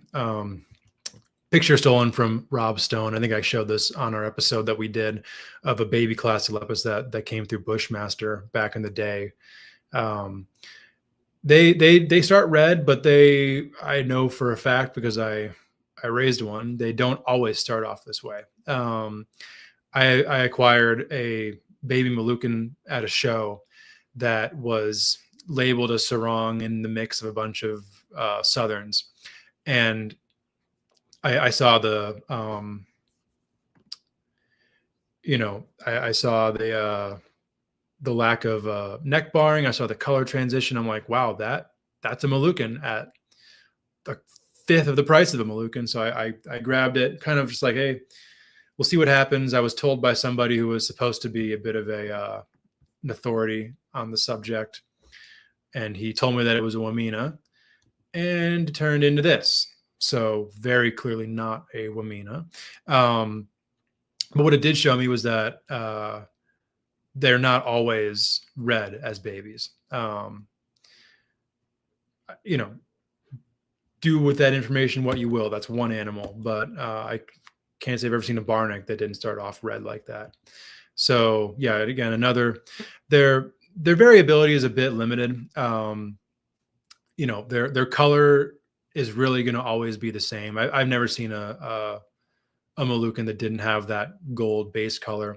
They're the only scrub python that really will kind of dirty up a little bit with age. Particularly the females once they start breeding and once they start having their hormonal cycles. Where, I mean, I have 12-foot males that will be that gold right after they shed. So just kind of like the Halmaheras as well, where their color will kind of change throughout that shed cycle. But I'd be lying if I didn't say that Malukan scrub pythons look the best between about 2 and 4 years old. Where with like Barnecks, shoot, they might look their best at 18, 20. That's like, I mean, if you were to put any downside to these snakes, that would be as close as you can get to a downside, is that they don't stay their peak beauty level their entire life. So if you see in this animal right here, a little bit more pattern, a little bit more kind of like diamondy speckling pattern up higher in the body. This animal has some pretty clear banding going on, which I love that look on Malukans. This guy's almost entirely patternless up until about the midway point of the body, to where those kind of side patterns start to come in down into the tail. And then, as you see in this animal right here, has a pretty decent dorsal stripe going down its body as well. This is another example of a young one. This is actually the first one I showed. This is it when it was a baby. And then onto the only color phase that we really know of. There are axanthic Malukans. There are plenty of axanthic Malukans. Plenty of wild caughts have been found.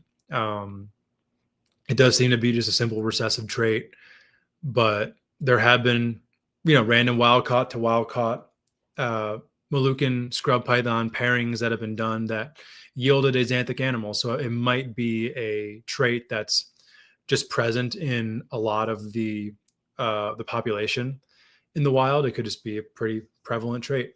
One of the coolest things about the axanthics is that they're born with this like bluish hue to them, and and they'll keep it a lot of times into adulthood. The captive bred animals, it seems. The wild caught axanthics that I have had my hands on and I've seen pictures of seem to lose that blue coloration. But the captive ones, some of them do seem to actually hold on to it a bit. Nothing like this, but once they get older, they still have some of that hue. Maybe it turns into a bit like a purplish kind of steel hue to it. This is that animal about a year later. So as you can see, it lightened up significantly, still has some of that blue, still has the pattern. But it's not the same as it was as a baby. And then these are some adults right here. So the one with the head kind of lower in the shot there, that's a female. So as I kind of said earlier about, they don't, they maybe aren't as beautiful as full-grown adults as they are as juveniles.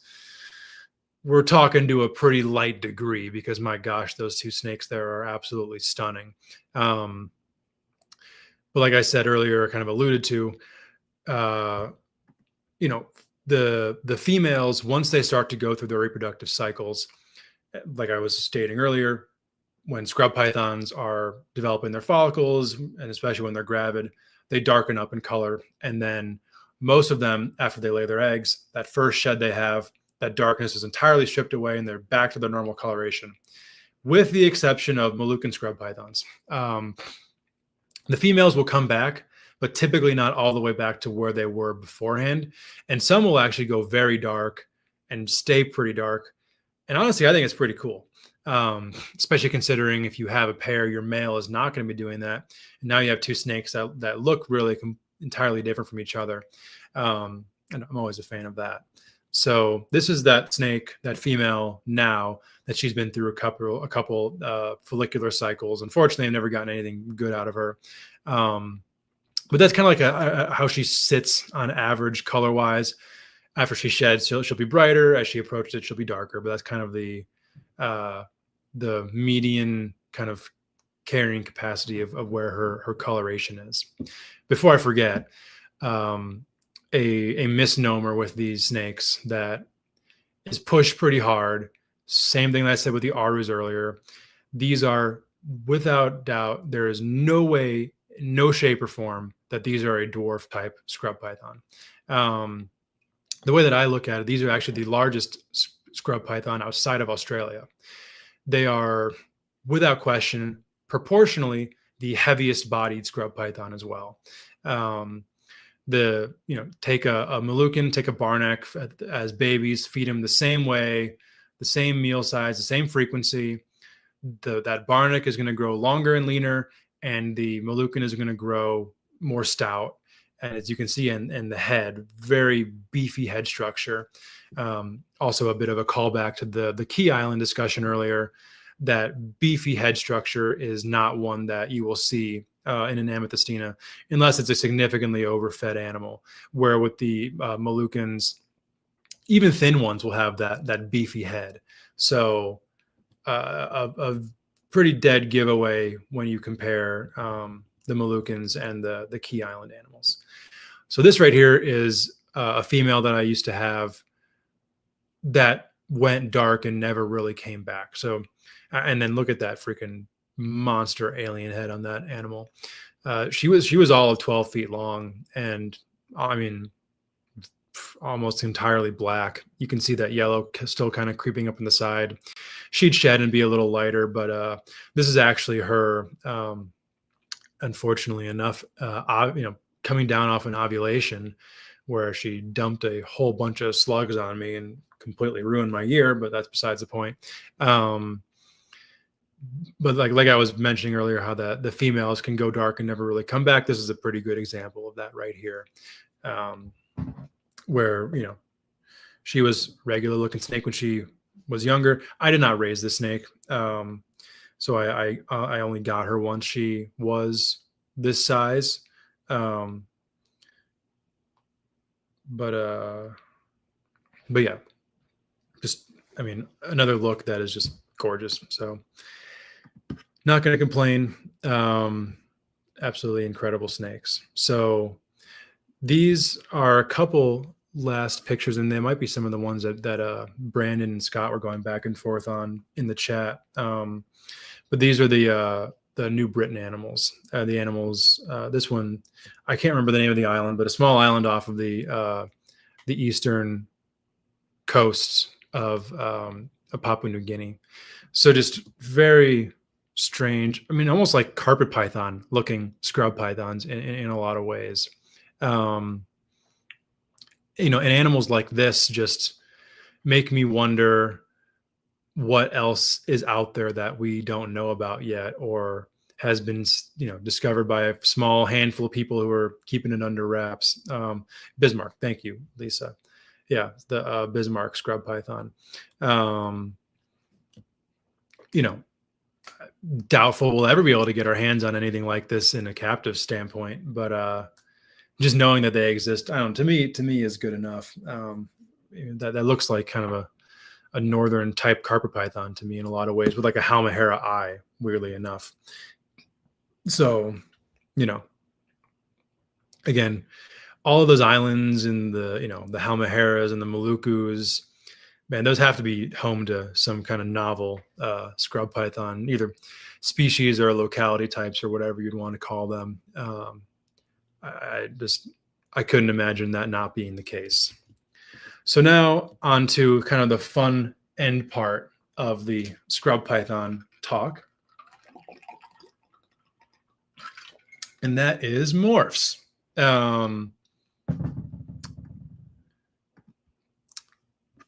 Brandon, was that which one of these two, if you're still up here? Kiritamani Island. Help me out. The tape delay here is not doing us any favors. Anyway, so on to the topic of morph scrub pythons. This is a discussion that will, make some of these the old heads kind of roll in their proverbial graves. But I don't know. I'm a fan. I think that the morphs are cool. I just, I think it's on all of us to not take some morph and breed it to everything. But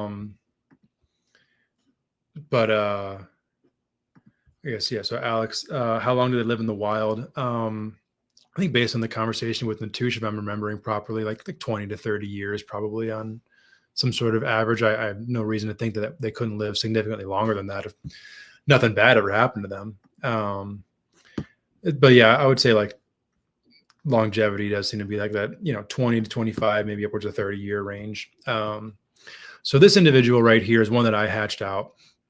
And, as you can see in the picture, this is pre-first shed. This is the Barneck, and it looks nothing like a baby Barneck should. So this is one that was from my female, that is a female Barneck that's almost solid black. So just a, completely novel look for a scrub python. She looks like she's gravid every day of the year is kind of really what it is. And she's thrown some really weird looking offspring, to the point where I do wonder if there is some sort of genetic component to whatever makes her look the way she does. So this is that animal now, or I guess, to be fair, maybe 6 months ago. The way that I kind of describe this snake is almost like a true ghost ball python, like a hypoazanthic ball python. The way that it has this kind of like ghostly sheen to it, that is just super unique. And what's crazy is that a half sibling had a very similar but yet a bit different look. So this is a half sibling of that last animal. This snake right here is about 5.5 years old now, and to me looks like what I would probably classify as like a hypo Barneck. You can see it has lots of pattern, but it's just very, very light pattern, although it is heavily patterned. But the shade of tan is just something that I really haven't quite seen, and especially seeing how it grew up just looking nothing like any other Barneck. I do wonder if there's some sort of like strange hypomelanism going on with the offspring of this one female, where you have an animal that looks like that and one that looks like that. So, I can't really call it a morph. I'm calling it something different, but there are real morphs though. And these will all be, these last few will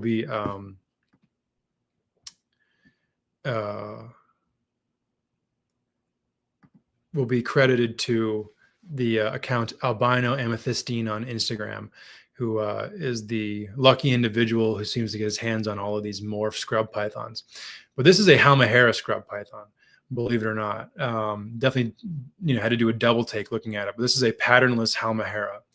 I mean, to me, an animal like that has to be genetic. I don't think it's been bred out, but I have no reason to think that it's not going to prove to be genetic. This one absolutely will. This is, I guess you would call it like a leucistic Halmahera scrub. Has kind of like bluish eyes and that, white, essentially white yellow body pattern. It's interesting that it's not patternless, considering that it's kind of like that leucistic. So I'm not really sure what you would even call that. but whatever it is just, I mean, shockingly beautiful. And then there's this one, which caused quite the uproar earlier this year, which yeah, very, very possibly. Very possibly T positive albino. But yeah, the eyes are really tripping me out. The fact that it has those like kind of blue eyes. But yeah, it could very well be the T pos as well. But yeah, this Jayapura scrub caused quite the uproar earlier this year when these pictures hit the internet. And the same person, the albino amethystine, did end up with this snake as well, that they just posted recently and made me extremely jealous. But yeah, I mean, this to me, you know, if you want to kind of, you know, if you want to put a label on this, I probably call this like an ivory or so. It has normal colored eyes. You can still see a good amount of the pattern on the animal, and you know, it's a bit of a dirtier white to it than like that Halmahera. So you know, but still, I mean, it's just absolutely ridiculous. And it's a big individual too. So I've seen a few instances of where scrub pythons will shed and like shed away all of their pigment somehow or another. So they look totally normal. They shed and they're like black and white and mostly white. And then over the course of the next shed cycle, the pigmentation totally returns, sheds again, and it looks normal again. Well, this animal had shed multiple times with or at least once with the collector. And, you know, I'm very confident at this point that, you know, that this is in fact what it is. I mean, the fact that a picture was posted recently where, you know, it looked the exact same as it did 6 months ago, 8 months ago. Obviously, this is a unique, you know, color morph of a snake. But man, when these pictures hit the internet, I have never seen so much buzz about scrub pythons from non-scrub python people than when this got out there. And it, you know, it caused that conversation of like, is this good or bad for the longevity of scrub pythons, that there are morphs around and that people that like morphs could become interested in these snakes. You know, that's a topic for another time, but definitely an interesting discussion that, you know, these things have caused. So this animal, I don't know whatever happened to it. This thing popped up about a month after that last one did. And at least the way that I see it, this is like I would call it like a leucistic, like southern type of sorts, for whether that be like probably like the Tanimbar-ish population. But I mean, that is a white scrub python. That thing is ridiculous. And you know, there's, you know, unless somebody spray painted that animal, that's definitely what's going on there. So I don't know whatever happened to that snake. It did look rather thin from the pictures that the collector had posted. So I'm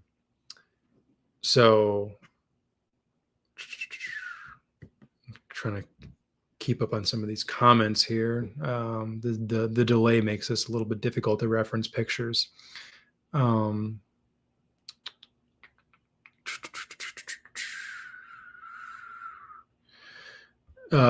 Lisa, I'm not sure which snake you were referring to. If it was the Halmahera, at least from what I've seen, it's kind of more like bluish eyes, and then the Jayapura had like normal eyes. So, and then yeah, Scott, when I was making my slideshow earlier today, I for some reason I skipped over I have like a old grainy picture of the calico kinghorni, and I didn't add it to my slideshow. And then I went back and tried to look through my 25,000 pictures and couldn't find it. But yeah, I mean, that animal was just, I mean, ridiculous. It looked absolutely nothing like any other snake I've ever seen. So yeah, I mean, this one right here, just, I don't even know what to make of it. Lisa, I'm not sure if your comment was in reference to this snake, of it having a stripe, but yeah, definitely. And which kind of is why I think it's, you know, somewhat of a either, you know, orange Highland type or Tanimbar type southern that just happens to be a leucistic. either way, super cool. And then, yeah, last but most certainly not least, this is the snake that I had to end the night on as far as the morph talk goes, and that is the T positive albino Barneck. Again, with albino amethystine, the reason why I'm, that guy named the page what he did, and I mean, what can you really say? This snake is just absolutely stunning.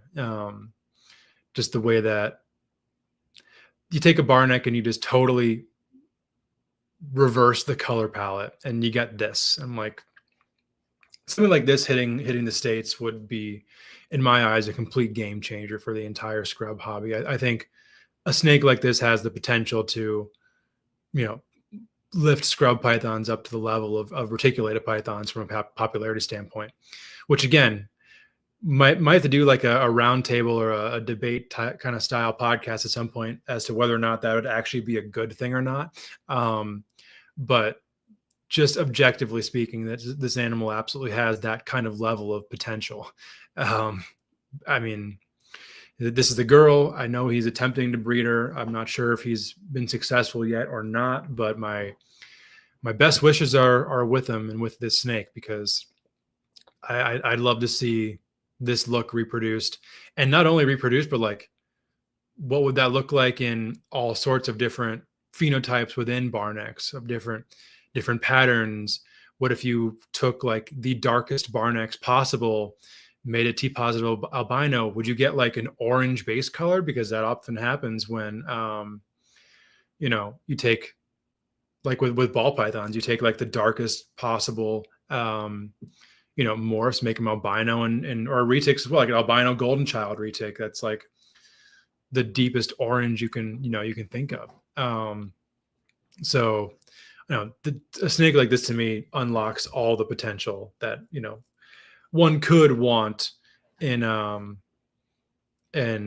scrub pythons, if in fact they would want that to happen. And I know Lisa is one that's on the opposite end of that spectrum, and I definitely respect that for sure, because we don't want to lose what we love so much about these guys. How does this guy have all of these morphs of scrub python? That's a great question, and it's a very simple answer.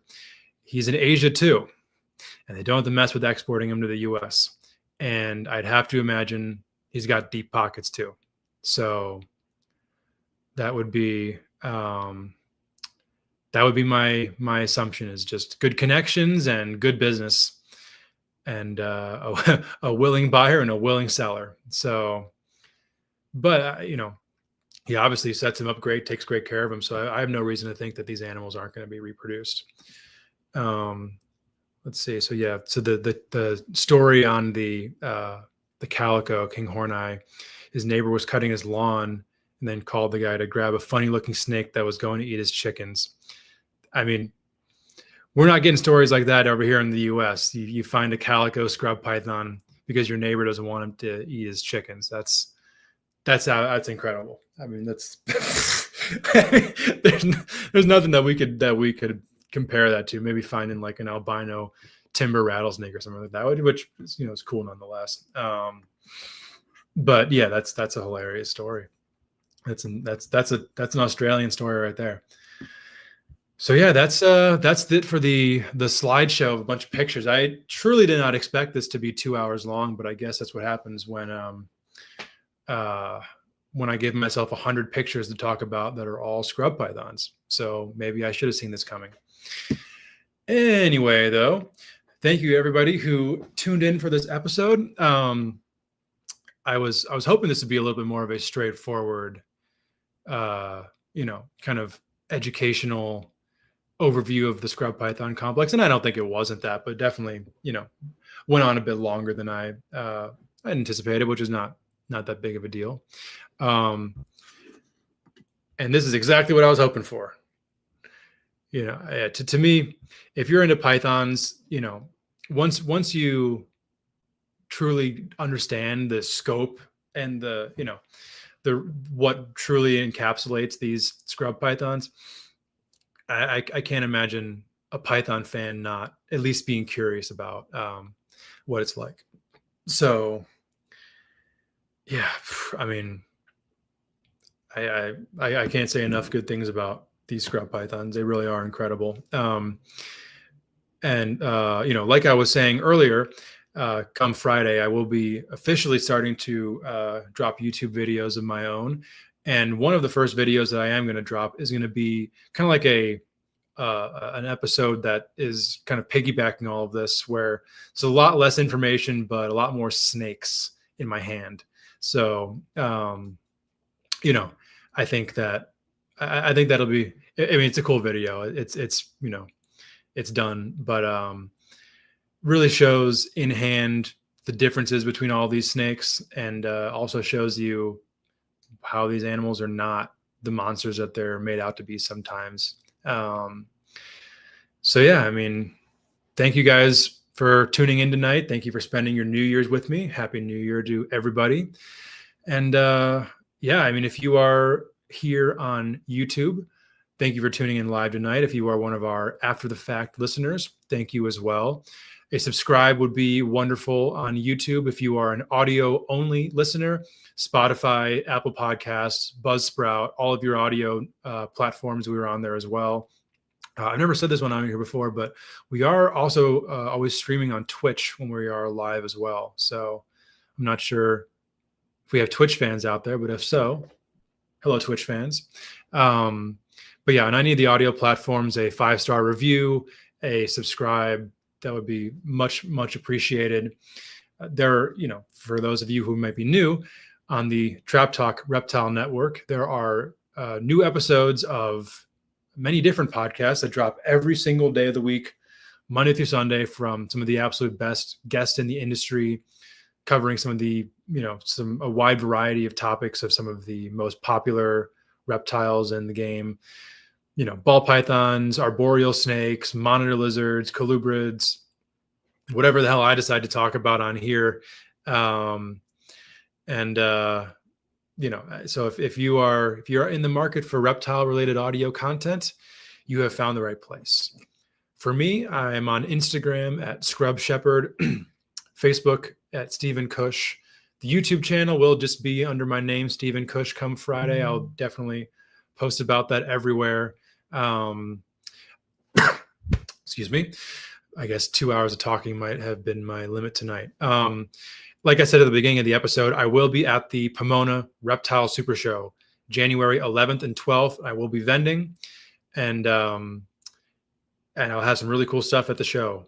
So if you guys are going to be there, please stop by the table, say hi. I would love to see as many of you as possible. It's honestly the main reason why I like to go to the shows, is to hang out with people who I wouldn't be able to otherwise. So, but with all that said, what a night. Thank you guys for joining in. Hopefully you guys got out of this what we were kind of all hoping for.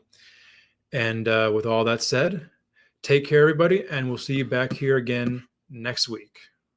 Sorry for the interruption, folks, but a quick word from our sponsors. One of the biggest growths we have in the reptile industry today are the rare species of reptiles that aren't worked with. That's right. That's why I went ahead and partnered up again with Brian Susan over at SUNDOWN Reptiles. Brian works with species such as Kofiau geckos, gargoyle geckos, all species of tree monitors. He works with Abronia and many other cool species geckos that you can check out all on his website. Head over to sundownreptiles.com, see what he has available. Brian's one of the best doing it in the reptile industry today. He's been on the show multiple times, so make sure you check out all of Brian Susan's episodes on Trap Talk Reptile Network. But more importantly, for the highest quality of captive bred reptiles, make sure you head over to sundownreptiles.com and make sure you give him a follow on Instagram. Thank you again, Brian Susan over at Sundown Reptiles.